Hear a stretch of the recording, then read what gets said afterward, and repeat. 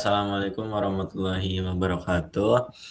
Di sini kami dari kelompok 3 morfologi, yaitu akan membahas tentang KTI, hasil KTI kami, yaitu tentang kajian deskriptif penggunaan alomorf dalam bahasa Indonesia. Berikut nama-nama dari kelompok 3 yang membahas tentang ini. Ada saya dengan Raihan Taufikur Rahman dengan di belakang 76. Saya Deviana Puspitasari dengan NIM belakang 74.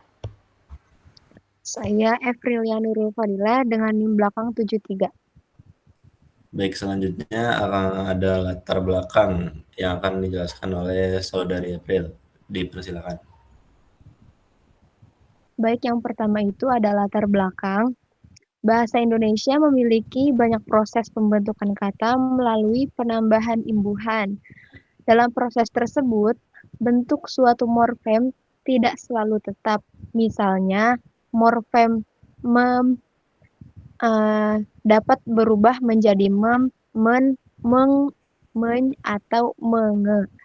Perubahan ini terjadi karena adanya penyesuaian dengan bunyi awal kata dasar. Nah, fenomena inilah yang disebut alomorf. Kajian alomorf penting karena membantu memahami pembentukan kata yang benar sesuai kaidah bahasa Indonesia. Next. Selanjutnya itu ada pengertian morfologi, morfem, dan alomorf. Nah, dari pengertian morfologi itu sendiri adalah cabang ilmu linguistik yang mempelajari struktur internal kata dan proses pembentukan kata. Dalam bahasa Indonesia, banyak kata terbentuk melalui proses afiksasi atau penambahan imbuhan. Dengan mempelajari morfologi, kita juga dapat mengetahui bagaimana suatu kata ini dibentuk dan bagaimana perubahan bentuk itu dapat menghasilkan makna tertentu. Selanjutnya itu pengertian morfem adalah satuan gramatikal terkecil yang memiliki makna dan tidak dapat dibagi lagi menjadi satuan yang lebih kecil tanpa kehilangan makna. Morfem ini dapat berubah bentuk dasarnya maupun afiks. Morfem dapat berupa morfem bebas dan morfem terikat. Selanjutnya itu ada pengertian alomorf. Nah, dari pengertian alomorf sendiri ini adalah variasi bentuk atau wujud dari sebuah morfem yang sama.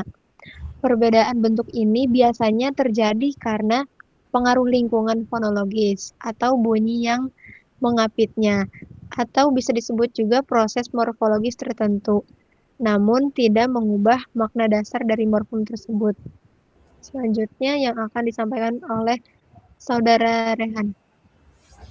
Baik, di sini ada beberapa jenis-jenis alomorf. Ada alomorf men, pen, ber, dan ter yang terdiri dari me, mem, meng, meny, dan menga. Lalu ada alomorf pen. Di sini ada alomorf pe, pem, pen, peng, peny, dan penge. Lalu ada alomorf ber. Terdiri dari hanya 3 saja, yaitu ber, be, dan bel. Lalu yang terakhir ada alomorf ter dan te. Selanjutnya ada faktor terjadinya alomorf. Yang pertama adalah ada proses morfofonemik, yaitu perubahan bunyi atau fonem yang terjadi akibat penggabungan antar morfem, atau seperti saat pembentukan kata dasar dengan imbuhan. Lalu ada fonem awal kata dasar, yaitu bunyi bahasa terkecil yang di awal kata yang berfungsi membedakan makna. Dalam bahasa Indonesia, fonem awal memegang peranan krusial, terutama saat berinteraksi dengan imbuhan prefiks seperti men dan pen, yang seringkali mengalami perubahan atau peluluhan bentuk akibat proses morfofonemik. Lalu ada kata serapan dan kebiasaan penggunaan bahasa. Selanjutnya ada implikasi penggunaan alomorf yang akan dijelaskan oleh Deviana Puspitasari. Dipersilakan. Lanjut, ada implikasi penggunaan alomorf. Nah, penggunaan alomorf ini memiliki implikasi yang penting terhadap penerapan kaidah bahasa Indonesia, khususnya pada untuk membentuk sebuah kata yang baku. Habis itu ada mendukung penggunaan bahasa yang benar dan habis itu ada memudahkan pembelajaran morfologi, dan terakhir ada menjaga kelancaran pelafalan bunyi bahasa. Lanjut. Nah, dapat kita simpulkan bahwasanya alomorf merupakan variasi bentuk dari suatu morfem yang memiliki makna dan fungsi yang sama. Perbedaan bentuk alomorf terjadi karena adanya pengaruh lingkungan fonologis, terutama bunyi awal pada kata dasar yang diletaki afiks. Baik, cukup sekian presentasi hasil KTI atau karya tulis ilmiah dari kami. Kurang lebihnya mohon maaf. Wassalamualaikum warahmatullahi wabarakatuh. Waalaikumsalam warahmatullahi wabarakatuh. Yeay.